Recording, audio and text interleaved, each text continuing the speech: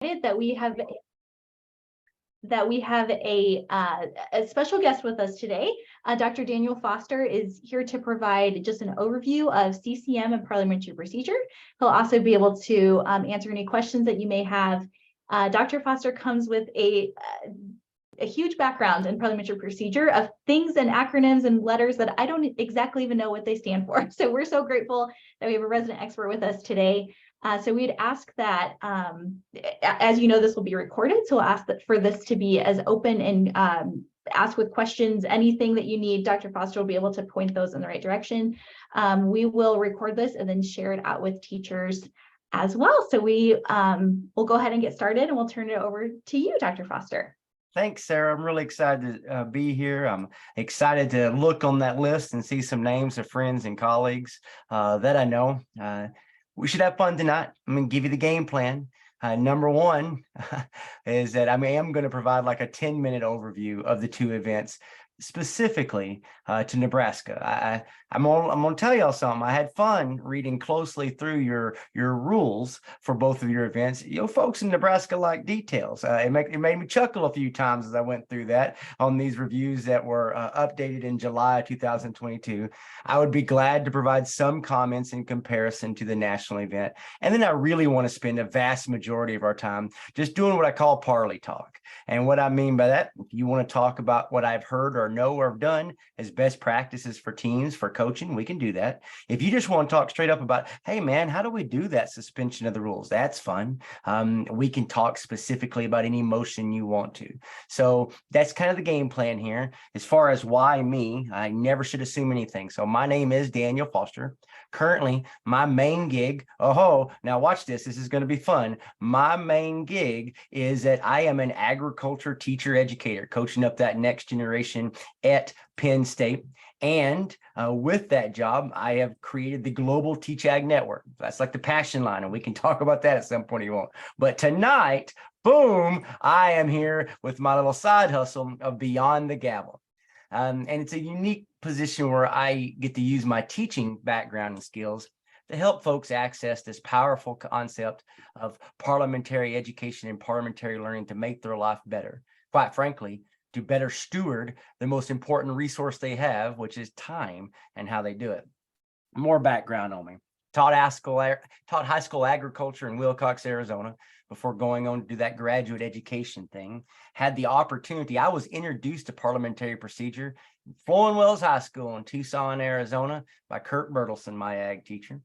Competed in the national event in 1997, did not advance. I think we were silver, did not win, but it was a great experience as a student looking back on that. In fact, in college, created the first time I used the languaging Beyond the Gavel and wrote an instructional manual that we took to the Library of Congress. I laugh looking back on that. And we helped paid for some of I told my mama and daddy it was for the books, but it might have been for some other college activities, as you know, in that time, but helped pay for those extracurricular activities by doing workshops for people from 8 to 80, from 4-Hers to leaders in our civic societies. And had a lot of fun doing that, but quickly realized that I needed a way to quantify my knowledge for others, for external partners, beyond the fact that I did it through a youth organization. And so started down the trail, and we can talk about that for you or for your students if you want, of receiving credentials to help codify or explain that, hey, I study these things. And so you see some of those that were on the screen when you were coming in. I am a certified parliamentarian by the American Institute of Parliamentarians. Well, that means you have to understand multiple parliamentary authorities and be able to pass the exam and show evidence of having clients that you work with. The credential I'm most proud of is probably the T, one letter, because that's teacher of parliamentarians. It's something that I dig most. In fact, at Penn State, I offer a 3-credit course on practical parliamentary procedure to university students. We will not try to replicate that entire course tonight. And then my last credential is the PRP, the Professionally Registered Parliamentarian. It comes from the National Association of Parliamentarians and essentially indicates that I had the highest credential available in Robert's Rules of Order newly revised, which is the parliamentary authority used by 90% of organizations in the United States. As an uber nerd, that collection of credentials. There's about 75 people in the world that have them. More could, they just haven't looked and tried yet. So I don't say that to brag at all, but it is where I am as we go. So my granddaddy was a Methodist preacher and a farmer. And he used to always tell me, Daniel, just because you write the sermon doesn't mean you have to give the whole thing, or just because you load the feed wagon doesn't mean you have to feed all of it. And so I'm not going to try to tell y'all everything tonight. I am going to try to move us expeditiously through this overview and get to that fun part of the questions. If you want, because I know how it is when you're on these things and you want to just anchor a question, you can put it in the chat. I'll get to it as soon as we can. But let's do a quick overview of these two opportunities in our leadership laboratory of FFA.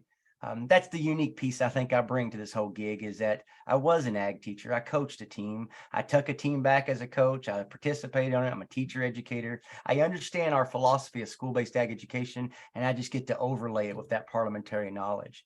And so our leadership laboratory of FFA, it makes so much sense. We started way back when and said rural boys at that time need to develop leadership skills. And from that very beginning, they called and said, hey, how are we going to teach these youngins to be able to work in a meeting, in a farm bureau, in a school board, in a civic society? The actual competitive events we're talking about tonight, I consider to be fairly new. I don't believe, and I should have cross-referenced all my dates. Jim Connors, my good friend, wrote a beautiful article that if you email me, I'll send it to you, about the history of the event. Essentially, it didn't become a national event till around 1992. That's the first time they started competing at nationals for parliamentary procedure, and conduct of meeting is even younger. I think that's about 2017. I was lucky enough to be part of the crew that was navigating and bringing that to nationals. So that was fun. And we can talk about that nerdy history stuff if y'all want later on. So I already talked to you about our agenda that we have tonight. First thing, what's a commonality of these events?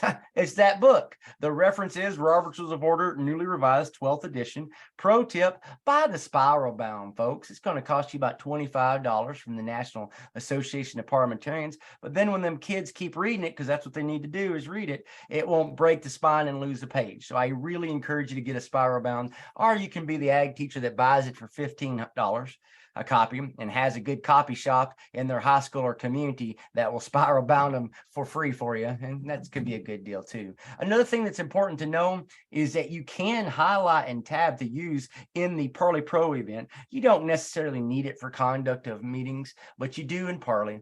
I would recommend, if I was talking to a young ag teacher, I'd say, look, buy a classroom set of 10. They only revise it every 10 years. If you put, if I put tabs on them, tabs cost about $15 or $18. So let's just say that we round up and it costs $40 per book, which I think is high, to be honest.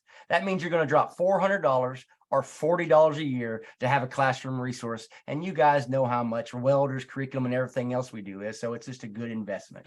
That's usually where I have folks start off. Let's look at the Nebraska event just in the table chart. Tried to squish it down as much as possible. Still don't like it. I didn't have enough space there, I guess. Grade level.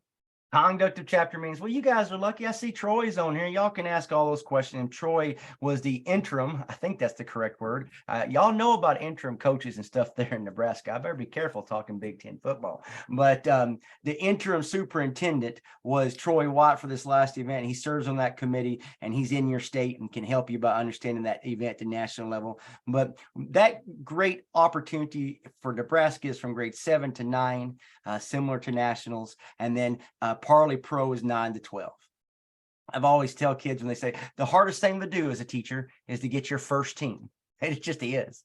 And so conduct is awesome because get your kids going and then have them roll into your first Parley team and they can help coach your conduct. And eventually you'll build you a good system of working through there. You see the team size of 7 to 6. The difference is they roll in those officers, including the advisor for that CCM team. In Nebraska, and once again, I'm trying to only talk about Nebraska today. If you guys want me to unpack more about the national event, we can, because there is quite a bit of difference when we begin looking at the exam. But in Nebraska, you get a 25-question multiple choice exam that they need to complete in 30 minutes, and that's same for both events. The time of the demonstration is 10 minutes for CCM and 11 minutes for ParliPro. They had some good sense and they changed the rules about 2016 so that when you go over time, instead of just being done because they take off 50 points, it's only 2 points per second. I will tell you, however, that came into play at the national finals this year about looking at those 8 seconds over 11 minutes, and that's 16 points. Kind of crazy to think that 16 points on a 1,000-point scale could determine a national champion. But we could talk more about that as well. The number of debates scored. This is interesting to me when I read the rules for Nebraska. You can debate as much as you want in conduct is what it says, but they're only going to score your top 3, okay? Now, for the Parley event, we list an explicit rule that states that we will only judge the top 4 at nationals. I did not find that in your rules, but it does limit the maximum points earned per member to 60 and the maximum points per debate at 20. Well, practically, since nobody scores perfect, that's saying the same thing, which is about 4 debates you should be shooting for your kids to do. So when you look at that, you're asking in the senior event, your 5 members in 1 chair, those 5 members in 11 minutes to do 20 debates and 10 motions. That means they kind of have to be cooking and booking. So do they have questions afterwards? Yes, both events have individual questions of up to 2 parts afterwards. In CCM, there are 4 assigned motions that come from only a possible 11 motions. They have a list there. So you can see how it's easier to get going and there's no other components. Now for Parley, there's the 5 assigned motions, 1 to each of your 4 members, and there are 5 additional motions that they need to make to receive full points, and there are 25 possible motions. High-level overview of the differences as we kind of unpack this. I wanted to walk through these motions. Why? Well, so you can see which are in which event, and also to remind you of them, because when I go through these, if you're like, I don't even know what that does, let's talk about it. That's why we do these kind of educational webinars. So you can say, can you tell me what fixed time to which to adjourn is? Yep, let's talk about it and we'll see what we can do. I obviously, in 1 hour that we have together, I'm not going to go through every motion. I'm going to let y'all generate which ones you're most interested in discussing. So what do we need to know about privilege motions? They are ranked in precedence or rank or priority from top to bottom. That means fixed time to which to adjourn is the big daddy, the granddaddy, the highest ranking motion according to Robert's Rules of Order newly revised. If you look at that, every motion I'm about to show y'all is in the Parley event, but you can see that there's only 2 of them that your students have to worry about learning for the conduct of chapter meetings: recess and to raise a question of privilege. Subsidiary motions.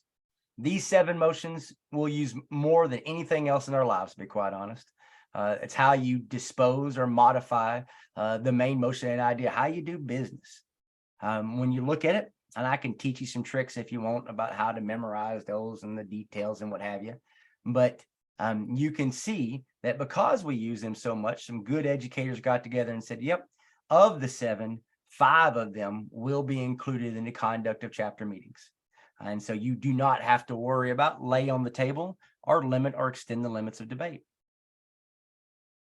Incidental motions, just like the word indicates, and by the way, one that I did not include, main motion is not a secondary class. It's how you present a new idea, and it's in both events, as you can imagine. The incidental motions, they come up by accident. You don't plan them. That's why they're incidents, but they're needed to move business along. There are 9 possible for the senior Parley event, and you can see that for your chapter or conduct of chapter meetings, you only need to worry about division of assembly, parliamentary inquiry, and point of order. This last group, my kids like calling them the zombie motions because they bring things back from the dead. Always fun to teach around Halloween. They bring those motions back again before the assembly. Well, you don't have to worry about them at all if you're doing conduct of chapter meetings. ParliPro, you can only use them if they're on the card. And usually in any of these kind of competitions, when you get through several rounds, at some point, someone's going to drop one of those on the card and they're going to give you a scenario of what you have to handle to do that. All right. I think I did better than I expected. I'm going to stop sharing because right now I have a lot of other details that in case y'all asked on my slides that I put together about the national event. We are sitting at 6:16. So we said that's Eastern, sorry guys, 5:16. So we said from 5 to 6. So I think we hit our goal of about 40-45 minutes for questions. I don't see any queued up in the chat. Did not put any restrictions on this Zoom call. So at this point, I'm going to take off the spotlight and I'm going to call on you to unmute and ask them questions. And let's have us a good conversation on how I can help y'all so y'all have the deepest, most competitive round of district events you've had in a while at Nebraska as you build toward your state event this year. So how can I help?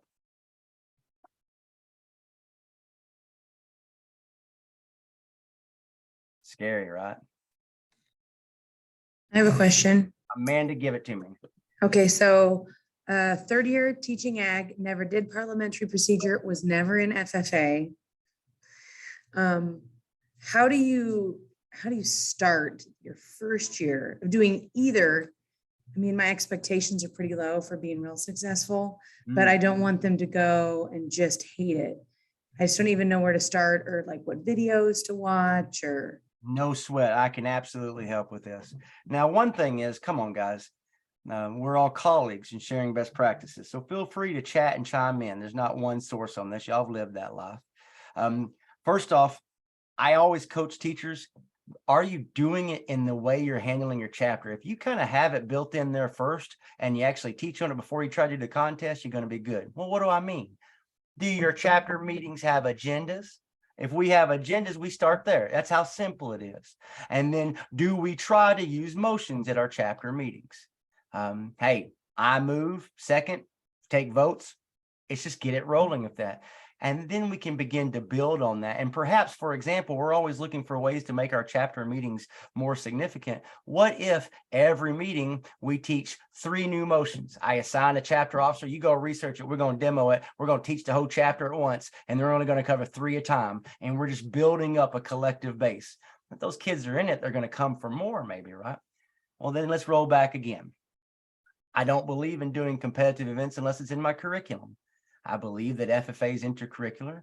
I have heard of great teachers, I did this too, who use what we might call FFA Fridays or alternating Fridays of record books on one Friday, FFA the other. Well, maybe I'm going to start introducing some of this parliamentary curriculum out. When I taught, because you have to be a pragmatist, figured out when that district date was, went back 1 month. And for my freshmen, I taught 1 week. For my sophomores, I taught 2 weeks.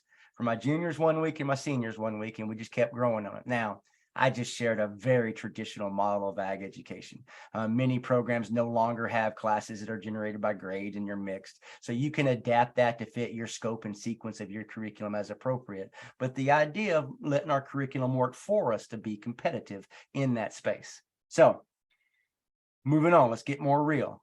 Foster, how do I get a team? You didn't tell me which one. And so if it's okay, it doesn't matter. I think some of these will go both. If I was a brand new teacher, I would start with my youngins and invest my time and energy on the freshmen and say, do conduct meeting and know that we have to learn 11 motions instead of 25. So I'd put that out there. The next thing I'm going to do is like, guys, we're going to learn this together. Tell you what, we're going to pull up the national finals and we're going to watch 4 teams that did it right. Those national finals are presented on the FFA YouTube. I think they're linked. I intended to pull the link in there. In fact, given a second, I could, or maybe someone on the call can help because they've done a real good job of kind of finally buying into the fact that we're not going to sell teachers tests and that we're going to make everything accessible on that National FFA website.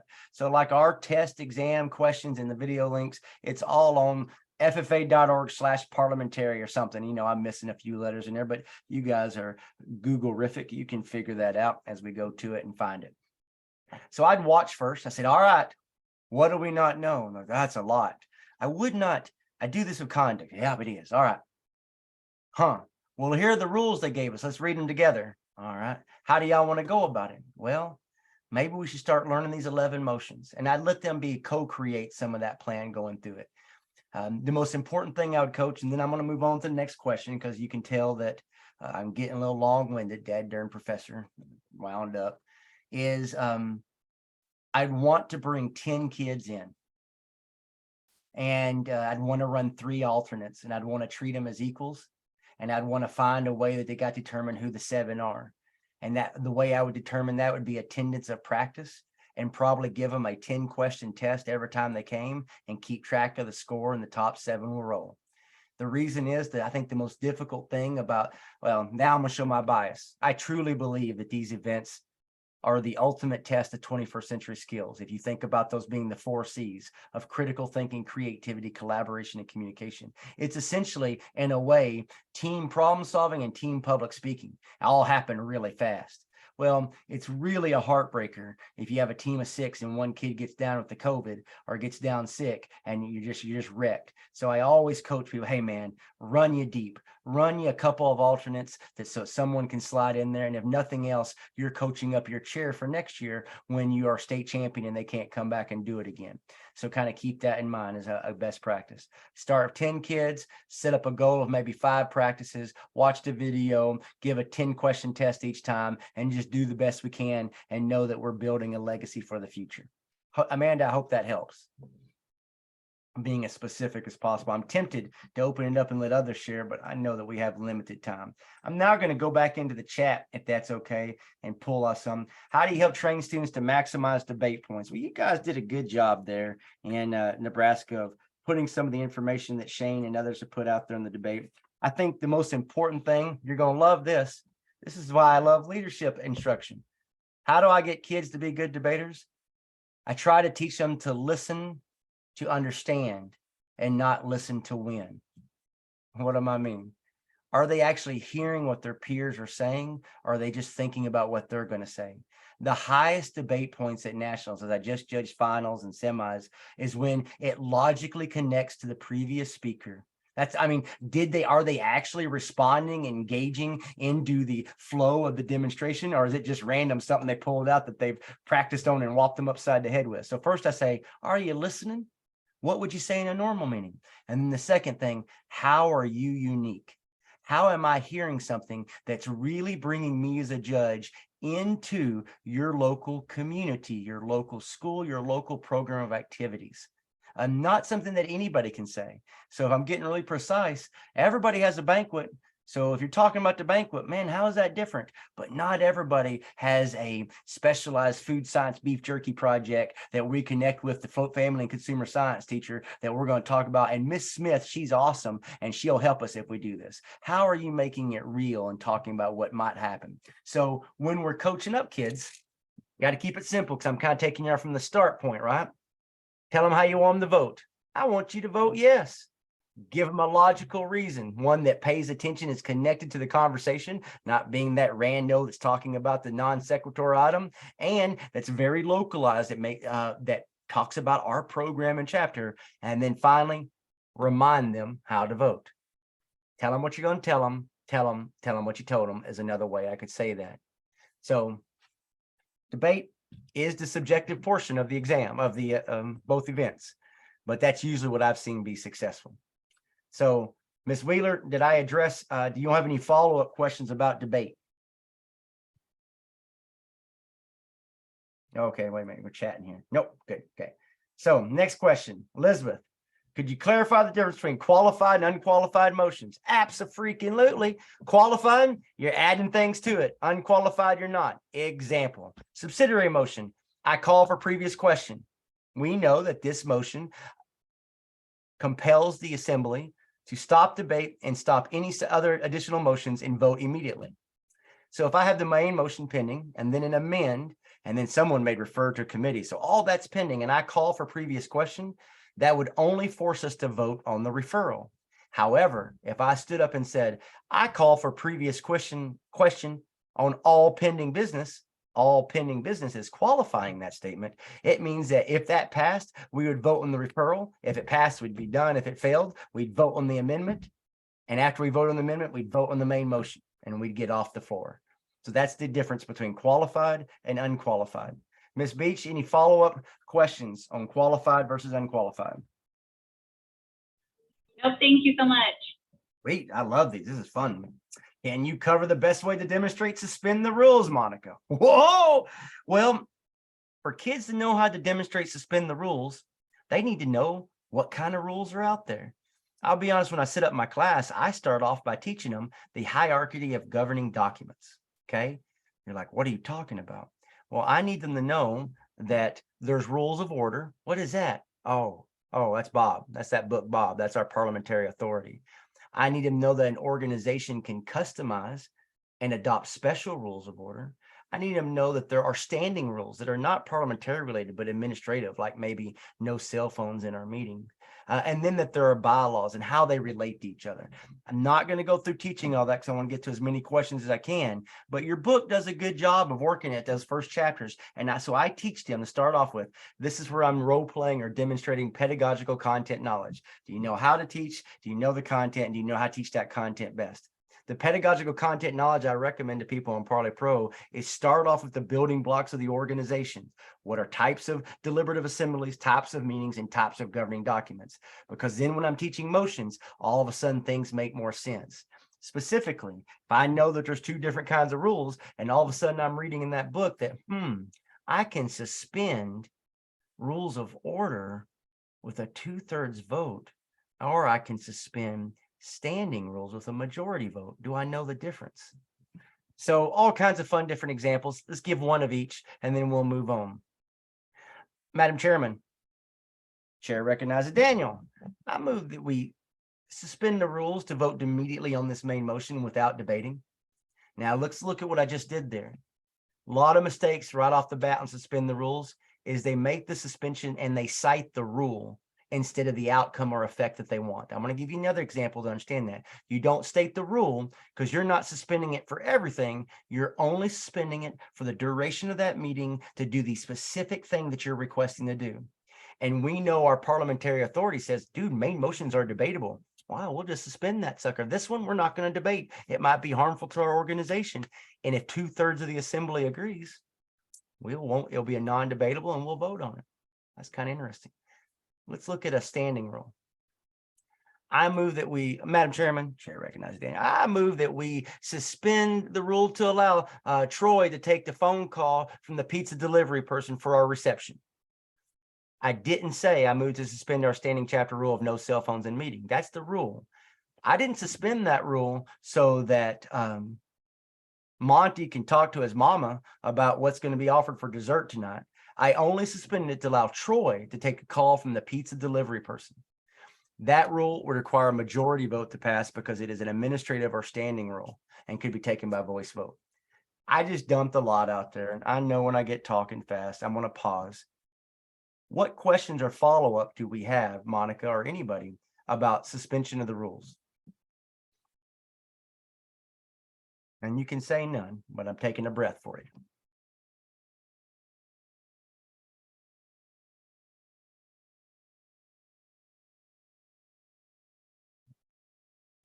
I think I'm okay. I'm just trying to digest all of that. No, talk so fast. I didn't tell y'all that my other side hustle is I'm an auctioneer. So sometimes I get going too quick, but that's okay. All right. Good. Well, I hope that you learned some things on there and you can keep that. Guys, when in doubt, read the book. Oh my gosh, I know you hate hearing that, but there was a great ag teacher named Gary from New Mexico, and very sadly, Gary Ledger was killed in a car wreck. The year after he took his team to the finals, his team, this was probably 2013, 14, man, also, and if you ever want to see Jim Connors turn red, I know it was the only year that we had 5 teams in the Final Four. That was a whole mix up when you called off the wrong team. So they had a Final 5 that year. But his teams consistently could nail the questions like they were reading. I mean, I was amazed. Like, do they have photographic memory? Like, how is this working? And so I cornered him. I said, Gary, how do your kids know this? How do y'all do this? He's like, we read the book. As a part of their practice, intentionally, they went through and would read the book together and talk about what it meant. Now, there's 717 pages there. Do I recommend Amanda start with that with our kids just trying to get going? Hell no. But you need to know that when in doubt, we treat that book like a dictionary, we go in it. And for every motion, Robert provides this language of an example of how do you state that motion. It's okay to go to that. It's okay to read that and follow up. Good. Let's see if we can go to another question here. Thanks, Troy, for popping those videos in there. Is there a preferred way for members to address the chair and the chair to address the members in Parley Pro? Oh, interesting question. as I think back, we are a small group or assembly of less than 12. So therefore, we have the permission from our parliamentary authority to use first names. I think it's all about being consistent. So that I don't have any problem with the chair saying, chair calls on Sarah. If the chair wanted to call by office, I wouldn't dock them, fine. I look for consistency probably in approach. Now, how do we refer to the chair? Once again, I'm a pragmatist. I have never deducted for a kid for saying different words on how they refer to the chair. Because we got your intent. I want to know your parliamentary knowledge. I don't want to get caught up on the weeds of a detail of if you say Madam Chairman or Chair, Mr. Chair or Mr. President. I think consistency is what I'm going to coach you back on that. So, Chris, I hope that helped. I know that wasn't probably enlightening too far, but consistency is the key on that. Oh, good. Elizabeth gave me a follow-up here about the secretary's role, because that has been a change since 2016. It used to be, as you recall back in the day, we'd have a kid sitting there at a table of paper and pencil, and they would keep minutes, writing them down. And in fact, afterwards, we'd send the chair and the secretary into a dark corner, and they were supposed to produce out the minutes for the demonstration. What we observed at nationals at that point was that we had created a glorified spelling contest because we did not have the capacity to check if those minutes were actually accurate. And of a team of 6, we essentially incentivized only 2 people knowing what the heck goes in minutes and how minutes should work. In fact, you probably only had one of them that studied it, because if you had either the chair or the secretary that knew how to do it, you could knock it out. And we were told by the professional parliamentarians, being the good career and technical educators we are, of talking to industry about what they need, that every member should know what goes in minutes and how to write minutes. And so we shifted to a minutes practicum. Now, as I read your rules, I do not see any evaluation of minutes. I think that that's pulling down from nationals as you go forward. So essentially, the answer, Elizabeth, is that the secretary's duties in this parliamentary procedure, leadership development event demonstration are no different from any of the 4 other members in the room. Long answer, probably not needed. Stacy got me one. During finals, some chairs called chair right now, while others said Monty, which is more appropriate. Once again, consistency. Dr. Turnbull, consistency. So when I was watching finals this year, I should go back and watch to see if there's any difference between the 4 teams. I did not deduct for how people referred to the individual members, or nobody on the finals panel did. So either way where they feel comfortable and makes sense and is clear and it's consistent. Could you discuss the difference between the motions that bring a quote? Emily bringing the heat. It might take the last 20 minutes. Before I do that, Emily, can I share one thing that happened at nationals that I want to make sure y'all are clear on for parliamentary procedure? So not asked, but given, typical teacher problem. On your card, you will receive 2 subsidiary motions, 2 incidental motions, and 1 either privileged or motion that brings back again before the assembly. What's important is that those students who are assigned those demonstrate the motions as they are listed on the card. You're like, what are you talking about?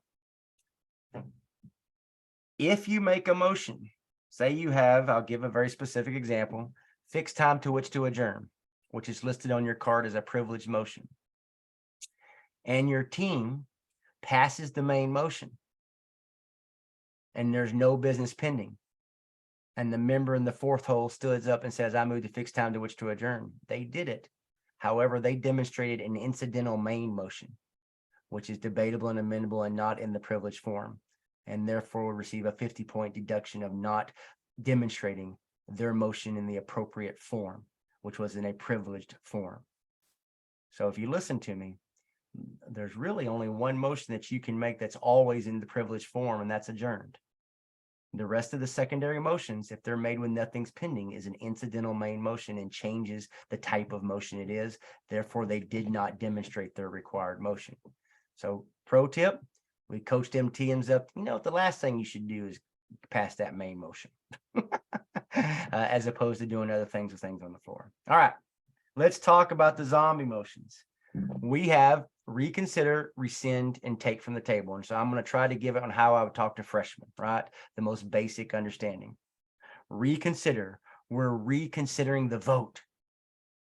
And if it passes, it brings the motion back before the assembly. Well, heck, Let's think about that. First off, you think it makes sense if we know that this Brigadier General, Henry Martin Robert, all about order and sequence and logic, if you were the loser or you voted a way that didn't go your way and you had sour grapes, aren't you always going to want to reconsider? Yeah, that's not efficient.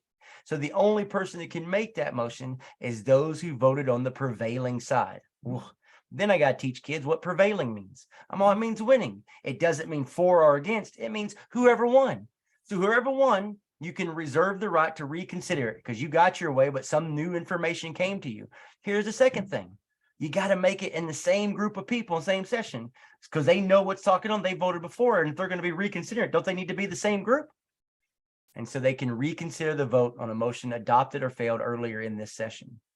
There are some exceptions that I can talk about that would blow your mind about reconsider and enter on the minutes or to reserve the right to call up reconsider. I don't want to do that to you tonight. We can do that again in the future if you want, but I gave you the simple version. Now rescind, different. Rescind, sin. You hear sin? Sin, kill. Rescind means you kill it. It's done. We're not bringing it back. We're not going to debate it. If you pass that motion to rescind, by golly, we are going to get rid of whatever action that was taken previously. And it can be at the next session with a different group of people because we're going to just exit out. So I teach the kids that reconsider, same group of folks, you're reconsidering the vote, you're bringing it back out. Rescind, sin, kill, we're getting rid of it. And I said, now, does that sound fair? No, why didn't they show up at the meeting? We wanted it. They should have been there again. I'm like, yep. And what you just described is the importance of protecting absentee members and the idea of notice. And so with the motion of rescind, you have to give notice of your intent to make that motion. And if you don't, it requires a higher voting threshold so that 2/3 versus a majority. Always try to boil it down to much as you can to the logic and the common sense about why O. Henry wrote that way. The one motion I didn't mention yet of the 3 zombie motions was take from the table.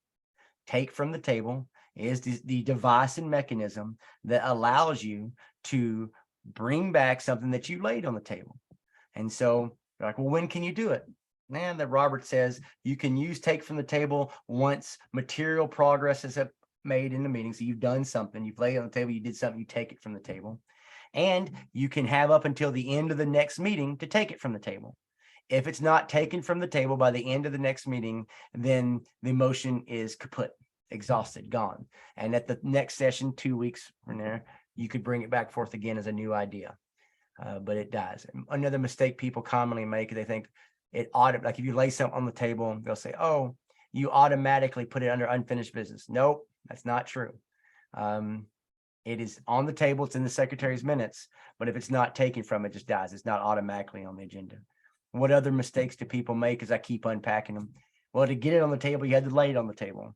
And oh my goodness, our school boards and everybody else, they love saying table, and they have no idea what they're talking about. What they really want to do is probably postpone it to a certain time, to their next meeting, right? That makes sense. And then you say, I'm going to postpone this to our next meeting. And I'm not going to do that. We can talk more about the importance of agendas and postponing something to be a special order for a general order. But you only lay on the table when there's more urgent business than you have to state it. As our principals arrive to address us, I move that we lay this matter on the table so he can speak. If you don't have that more urgent business, and if you don't state it, it's a parliamentary error and an incorrect use of the motion. Phew, I'm keeping an eye on the time. It's 6:40, got 20 minutes. Let's keep going lightning round. I have a clarifying question between rescind and reconsider. So I understand the difference between them and how to use them. However, how do you demonstrate rescind knowing that there wouldn't be advance notice if that's on the demonstration card? And I should reread your Nebraska rules. At nationals, I can tell you that if we give you any of these, we give you the scenario at top. We'll tell you notice was given, and we'll tell you if it what the situation is. Like for reconsider, was it passed or failed, and for rescind, was notice given. So they would have to read and know that and interpret it. Yes. Okay. Quite honest, if it wasn't there, I always coach my chairs up, make reality what you want it, show your knowledge. So I'd say a chairman says, as previous notice was not given, this motion will require a 2/3 vote. Boom. They've stated reality for everybody and they're demonstrating that, and that's okay. Yes, okay, and we have that same rule too, that would be in the scenario, so that would have to be given in the scenario if previous notice was given or not. Okay, thank you. Awesome. Tick tock, and this will not be a hostage situation. So if I find myself staring at the screen of no questions, we're just going to end this meeting. Could I ask a question on like the voting and debates for rescind? Like, are they supposed to pass it? And if they pass it, do you want us to debate on that motion? Are they debating on rescinding the motion? Are they debating on the motion? All right, let's talk through that. Good question, Emily. Number one, I always hate it. Are we supposed to? You do what you want to do that makes sense. There's a lot of strategy out there. Like, here's one thing. I'll give you an example from that. There used to be a rule going out there. I hate scripts. I do not believe in one act play. Like, that's not what we're doing here. I want to see logical demonstration. I know it's hard. That's why this is the Super Bowl of leadership development events, as I commonly say. But there used to be a rumor going out there, kids, and some of my good friends and colleagues would even purport to have the strategy of never pass the motion to divide the question. You know, it's a bad idea. Just always fail it. I'm gonna tell you something right now. You go watch the finals on this past year. Florida was national champion. Of the 4 final teams, they're the only one that passed division of the question and debated 2 main motions and got out of there under time and won that national championship. I think that some of that strategy may be challenged by a future when people see that. Okay, get back to it. Rescind and reconsider. First off, you use some language there, Emily, that you're going to need to get clean in your head. If it's a motion to rescind, you're not bringing it back. Remember, you are canceling an action. And so because of that, because it's so powerful, the students do have the right to debate the merits of the main motion that they're planning on turning over. Like, you get to debate it. I do coach people that when you're given a main motion in the card, the judges really do want to see you thoroughly analyze that. So don't have all 5 members debate it. But if it made sense and people were fired up, yeah, go ahead and have 1 or 2 kids debate for and against the rescind, give an idea, and then vote either way. If you passed rescind, the rescind passes, we will not do X, Y, or Z. The rescind fails, the previous action will remain in place. It doesn't impact the rest of the demonstration. Let me flip to the other one, to reconsider the vote. Now that's what I think you were referring to in your comment. I moved to reconsider the vote. As I was on the prevailing side, I moved to reconsider the vote taken early in the meeting that we go to Hawaii for our officer retreat. Second, great. Make the motion, debate it. Tell me why we need to reconsider this. What new information has come about that would cause us to need to bring this up and use time on it, because time's our most valuable asset. Then it makes sense to me for another kid to stand up and say, that's silly. That's not even a fact. This is a waste of time. We made that decision, and debate about that idea. Once again, it can go either way. If you pass it, hey, they gave it to you on the card. You have an original main motion, debate it a couple more times, get some fresh, unique debate, move on then to your main motion that's assigned. If you fail it, you go right to the next main motion. I do not have, and this is just personal opinion, we're talking about personal strategy and coaching. I think it's fun. I think it's hard for kids to keep fresh debate, and I think it's fun when they use Parley to have them have different ideas. But I know a lot of coaches, Troy may be one of them. I don't know if I ever talked to Troy about this, but I know a lot of coaches that would always say, fail, reconsider, and get to the main motion as quick as possible. I think it depends on how your team's feeling with it. Hope that helps you, Emily. Did I clarify there on how you handle that? Rescind and reconsider? Good. Got the thumbs up. Looking over here, Elizabeth brought to me, how do presidents maximize their points because they don't debate? And what sets presidents apart and make the team stand out? Ah, great question. Look in your rules, because they do kind of lay that out. But what we look for is, hey, first off, do they state parliamentary knowledge correctly? Not repeating all the rules, but do they say what's needed when it's needed? Because some motions are more complicated. Do they, when they present and put the motion, do they say that correctly? Sarah shared with me what Troy gave to y'all. What a great asset of talking about conduct. And he basically broke down for you in there, putting the question and how you do it. So does the chair do that process correctly? Does the chair handle amendments correctly? Al Gage is one of our shared friends, and his favorite thing he taught me was the AMP method, AMP, of how the chair should process amendments. AMP. The first step is, I move to amend the motion by striking out Denver Broncos and inserting Nebraska Cornhuskers. All right, good. It has been moved to amend the motion by striking Denver Broncos and inserting Nebraska Cornhuskers. If adopted, the motion would read, so A, amendment. M, what would the motion read? If adopted, the motion would read that our FFA chapter go to a Nebraska Cornhusker football game. The amendment now pending, P, pending, is to strike Denver Broncos and insert Nebraska Cornhuskers. So A, the amendment, M, the motion if amended, and P, what is pending, the AMP method. Do they present it? And this all goes back to one thing, Ms. Beach. Is the chair keeping the assembly informed about what we are doing or what they are voting on? And is there clarity? So we look at parliamentary knowledge, and then we look at tone, pace, and tact. Because some chairs are downright mean. They slamming that gavel down, giving them dirty looks. Are they pleasant to listen to and work through? And so that's how that chair, the chair is driving the ship in a lot of ways. And a good chair can cover up a lot of mistakes. Kid makes a point of, I'm sorry, I believe you're out of order because of this. Would you like to correct it? That's nothing wrong with that. They can do it right and get the full points. Kid stands up and makes referred to a committee, to a special committee, doesn't include all the details. Chair can say, I'm sorry, I didn't hear. Would you like to include who selects the members or how many members or what power they have? And if they answer it, good job, chair. You kept your team on track with all the information they need. Power to the people. And then the chair's question is usually harder than the rest of the members at the end, to those individual questions. And so that's how they maximize points. Elizabeth, I hope that helped you on your question about presidents and chairs and how they can maximize points. All right, we're down to 12 minutes. Who's next? I have another quick question. Really, you just said something about point of order and how the president is supposed to state the point. Is that how they would always do that? Or does the president ask for the member to state the point of order? So what I just said, Monica, is that a well-informed chair does not need to wait for a member to call for a breach in the rules or a point of order to correct a mistake. Okay, so I don't have to wait on that. Now, let's be careful. If it's on your assigned card to make the motion point of order, that member who's assigned to you has to make it.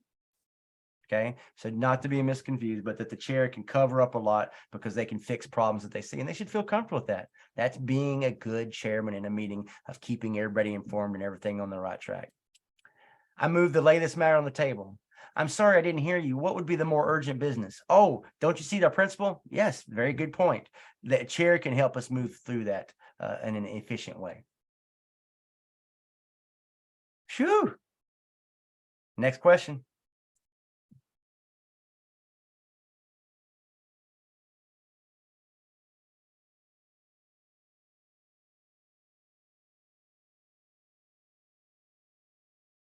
It will surprise no one that my weakness as a teacher is wait time. Chris, what do you got? Yes, I appear out of nowhere. I do have a question about withdrawal. It can be used in two different ways. Could you walk through how withdraw a motion is used? Sure. And what you're referring to is who owns it. So if withdrawal is made prior to the chair restating it, the individual owns it. And that's an appropriate demonstration. I mean, I hate it because of our speed. It looks really canned, and I don't like canned, but I don't ever assign error. I move that we go to Lincoln out to dinner as a chapter officer team. I withdraw my motion. The chair hasn't restated it. Therefore, it does not require a vote. It does not require a second. It's done. Motion's withdrawn. Is there any further business? Round two. I move that our chapter go to Lincoln for dinner. Second. It's been moved and seconded that our chapter go to Lincoln for dinner. Is there any discussion? Madam Chairman, I move to withdraw my motion. A request for withdrawal has been made. Are there any objections?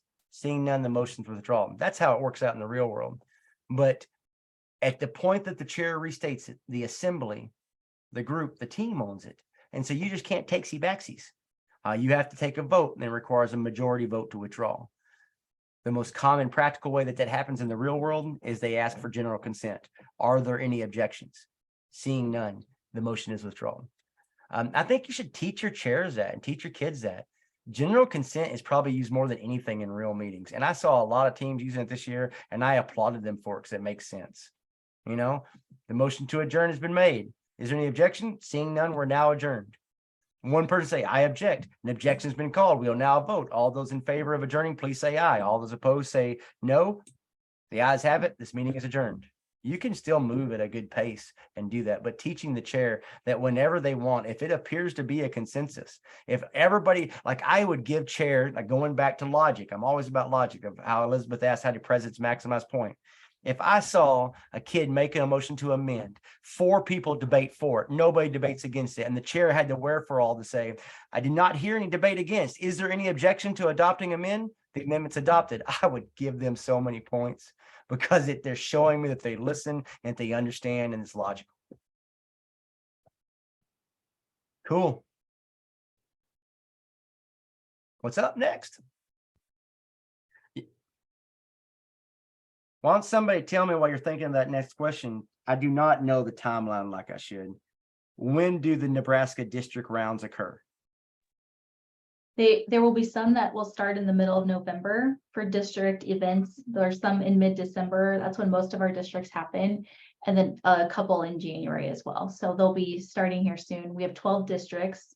From those district events, they can send 3 qualifying teams to state, and we'll have 36 teams at the state convention the last week of March.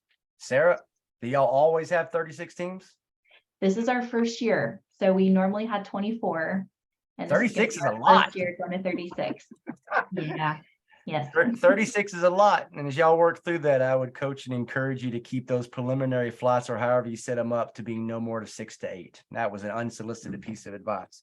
Judging more than 8 teams in a row will burn a panel out no matter how good they are. And so at nationals, y'all didn't ask, don't care, but we always have 6 preliminary flights. This year we had 42 teams. We've never had over 48 teams. So we always have between 6 and 8 in each preliminary flight. The top 2 out of each flight advance to semis. That means we have 12 in the semis, put 6 in each flight. Top 2 out of each semi goes to final 4. And our judges can tend to handle that and not get distracted or burnt, if you know. Cool. I'll answer any questions y'all have. I did not talk much about nationals because I don't think that's where our heads are at right now. I should let you know I'm very thankful. I want to make sure I said that. I'm very honored to have Nebraska FFA as one of my clients for Beyond the Gavel. I thought it was cool and fun. And so as part of the client package, it was like, hey, why don't we do more education? So it's not just a guessing game in a black box and that people can build on it.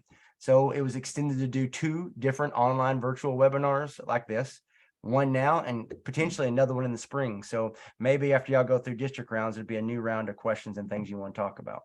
Or we can target it to be very specific. I don't know how they'll use that. Like we could do an orientation to the judges. I can tell you the most challenging thing over the past 15 years of being on that national committee, the most calls I get is people mad. And y'all know ag teachers. It makes me laugh.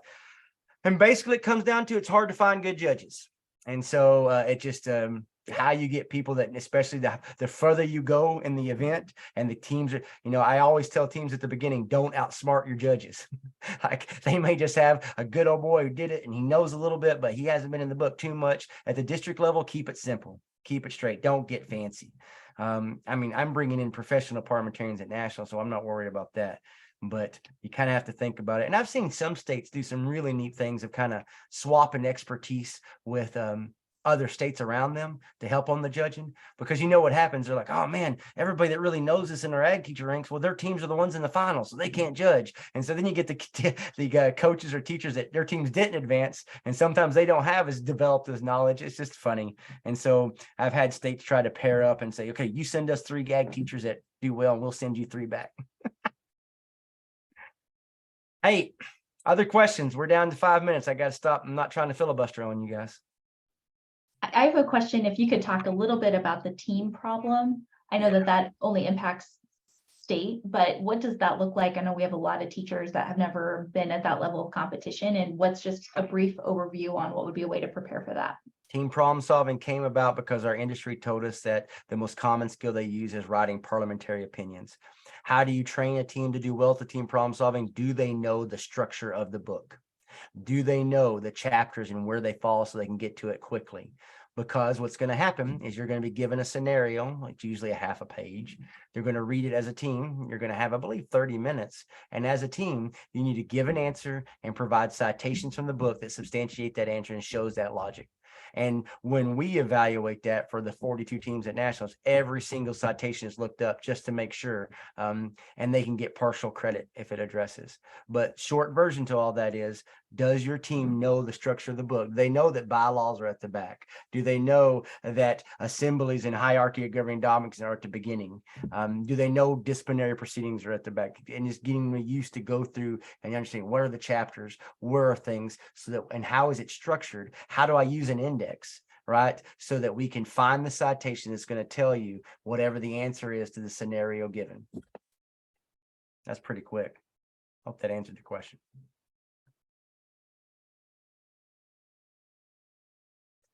All right.